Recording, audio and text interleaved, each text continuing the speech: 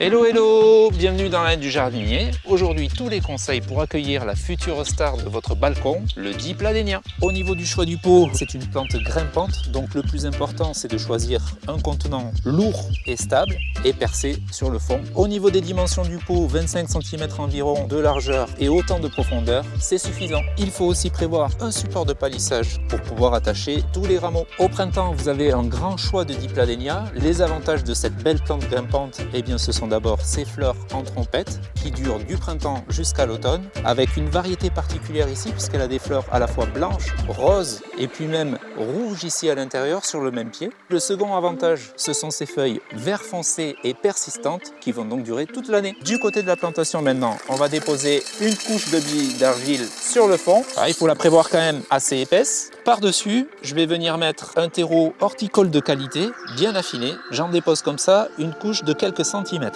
Pour la suite, je vais dépoter tout simplement mon Dipladénia. Je défais la motte au maximum. Ce geste, ça paraît rien, mais ça permet d'avoir une meilleure reprise. Je ne vais pas l'installer au centre, mais plutôt à l'avant, parce qu'à l'arrière, je vais placer le tuteur.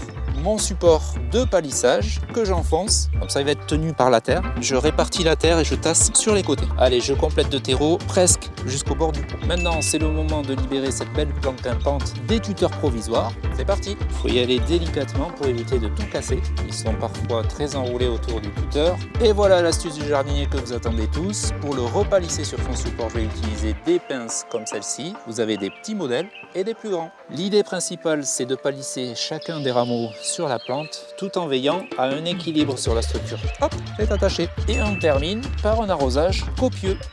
Maintenant, je lui trouve le coin le plus ensoleillé de ma terrasse. Voilà, tout est prêt maintenant pour au moins 6 mois de fleurs.